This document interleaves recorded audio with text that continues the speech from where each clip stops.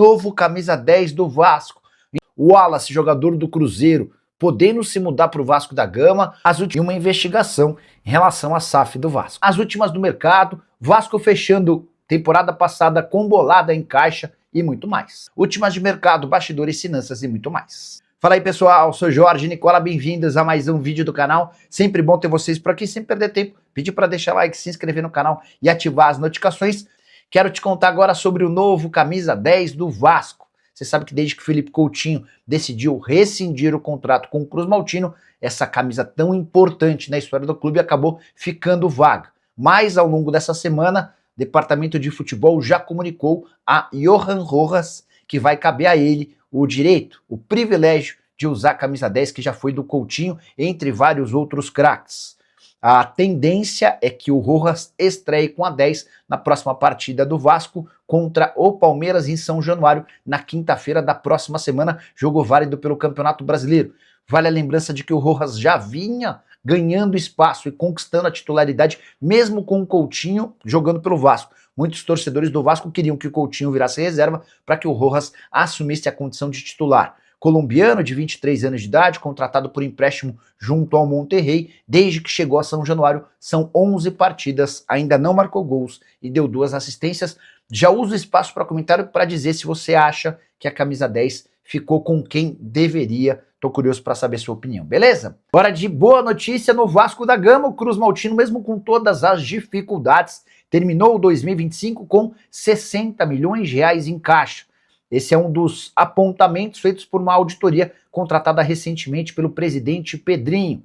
Importante registrar que isso não significa que há dinheiro sobrando ou que o Vasco se tornou da noite para o dia rico, mas que as coisas que têm sido feitas, vêm sendo feitas pelos dirigentes do Vasco, aos pouquinhos têm surtido efeito. E esses 60 milhões de reais em caixa na virada do ano também tem a ver com a entrada de 10 milhões em direitos econômicos, 41 milhões de reais com TV, 8 milhões com patrocínio e 14 milhões com bilheteria e sócio-torcedor no último mês da temporada passada. Não podemos nos esquecer que no ano passado o Vasco acabou recorrendo a um empréstimo de 80 milhões de reais junto à Crefisa. Recuperação judicial também ajuda porque permite ao Vasco saber exatamente quanto vai gastar com todos os seus credores. Que nota você dá de 0 a 10 para a gestão do Pedrinho? Como presidente do clube, já uso o espaço para comentário e registrar a sua opinião, beleza? Aguinaldo Ferreira, boa noite, Nicola. Vários setoristas do Palmeiras estão cravando o volante Martínez no Vasco em uma possível troca com o lateral PH. O M. Martínez, o Aguinaldo Ferreira está contando que M. Martínez e Paulo Henrique podem ser trocados. Deixa eu ver se isso já foi publicado. M. Martínez, PH. O M. Martínez é volante, o PH lateral direito da seleção, né?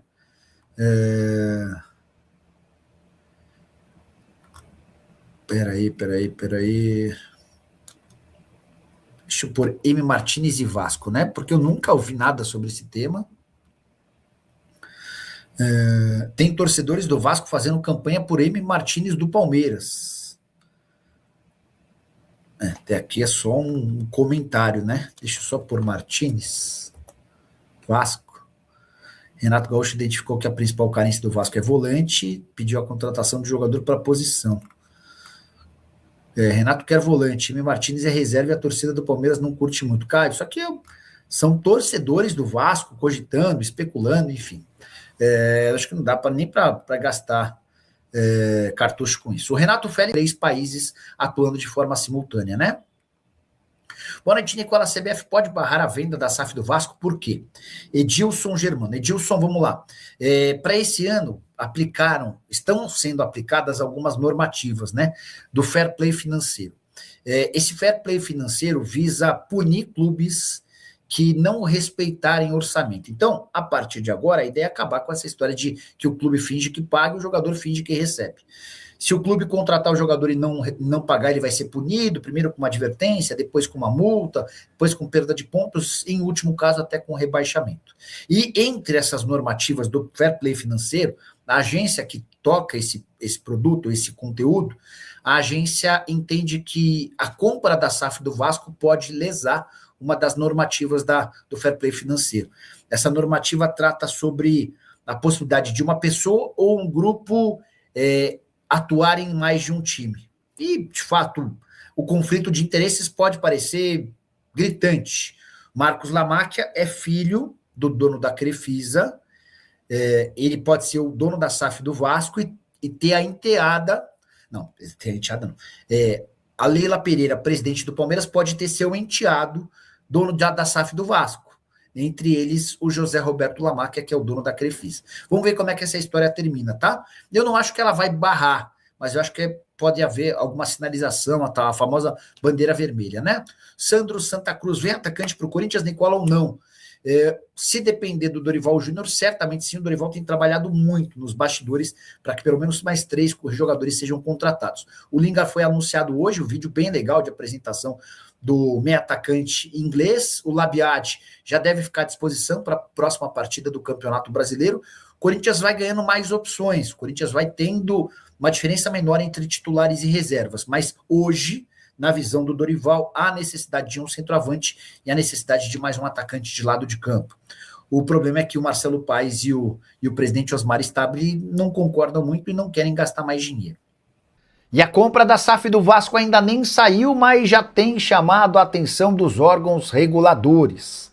A agência que tocará o fair play financeiro no futebol brasileiro promete fazer uma análise rigorosa, caso a SAF vascaína seja comprada por Marcos Lamáquia, filho de José Roberto Lamáquia, dono da Crefisa, e marido de Leila Pereira, que é a presidente do Palmeiras. A grande preocupação é de que esse movimento da compra do Vasco pelo Marcos Lamáquia fira uma das regras estabelecidas no Estatuto do Fair Play, que trata sobre uma pessoa ou um grupo tendo controle ou influência em mais de um clube. De fato, aparenta ter um conflito de interesses, porque o enteado vai ser dono de um clube enquanto a madrasta dele é presidente de outro. O Vasco se defende alegando que não há nada a ver. Temos de aguardar cenas dos próximos capítulos. Tratativas para compra do Marcos Lamáquia em relação à SAF do Vasco seguem andando, ainda sem prazo para conclusão, até porque há muitas etapas a serem cumpridas. Uma das mais difíceis, o acordo para aquisição dos 31% que pertenciam a 777 e acabaram ficando para a CAP diante da falência da antiga gestora Cruz Maltina. Só para completar, lembrar que a FIFA chegou, por exemplo, a excluir o León na última Copa do Mundo de Clubes na metade do ano passado, tudo por conta do conflito do controle do clube. O León tem o mesmo dono que o Pachuca e os dois times disputariam o torneio. Então foi dada a opção para o dono desses dois clubes para que tivesse apenas uma equipe jogando. O Pachuca esteve na competição, o León precisou abrir mão. Quero te contar agora se existe alguma chance de Wallace, volante que pertence ao Cruzeiro, virar reforço do Vasco, especulação que ganhou força nas redes sociais de torcedores cruzmaltinos nas últimas horas. Wallace, aquele atleta comprado da Udinese, um caminhão de dinheiro, salário de R$1.200.000 por mês. Na atual temporada, mesmo com a mudança no comando técnico da Raposa, o Wallace segue jogando pouco. Tite só o escalou uma única vez. Ele jogou os 7 minutos finais da partida contra o Pouso Alegre. Foi para o banco de reservas em outros 3 jogos, em todos os outros nem sequer foi relacionado. R$1.200.000 por mês, um dos piores custos-benefício da história recente da Raposa. Só para completar, perguntei para esse dirigente do Cruzeiro se existia alguma negociação em andamento para que o Wallace virasse reforço do Vasco. Abre aspas para essa fonte, foram rumores que começaram a sair na quarta-feira, mas não fomos contactados em relação a essa possibilidade por ninguém do Vasco. Desde que foi comprado, em 2024, o Wallace disputou só 46 jogos. O Saul Pereira perguntando sobre a SAF do Vasco, a empresa que está cuidando da parte de fiscalização do fair play financeiro está prometendo fazer uma investigação pesada na SAF do Vasco, caso o Marcos Lamáquia compre a Sociedade Anônima do Futebol Cruzmaltino. A alegação é de que esse movimento poderia ferir uma das regras do fair play financeiro. Essa normativa diz respeito à possibilidade de interferência de uma pessoa ou de um grupo em 2 ou mais clubes, né? De fato, é um assunto delicado, porque você vai ter o Marcos Lamáquia como dono da SAF do Vasco e a enteada dele como presidente do Palmeiras. Ou seja, o José Roberto Lamáquia, que é o marido da Leila, ele vai ter a esposa no Palmeiras e o filho no Vasco da Gama. Mas, cara, eu não acho que isso possa ser impeditivo para o Vasco fechar uma parceria que é super importante para o clube e que é desejada há bastante tempo, tá bom? Bruno, chegou em 1.500. Vamos lá. O Renato já detectou, então, posição carente, já fez pedido pro Vasco? Já desafiei aí o André Hernan e o Felipe Silva no nosso grupo de apuração para a gente descobrir o nome ou os nomes, porque daquilo que me explicaram, o próprio Renato já passou algumas opções, não tenho essas opções, mas tenho a posição.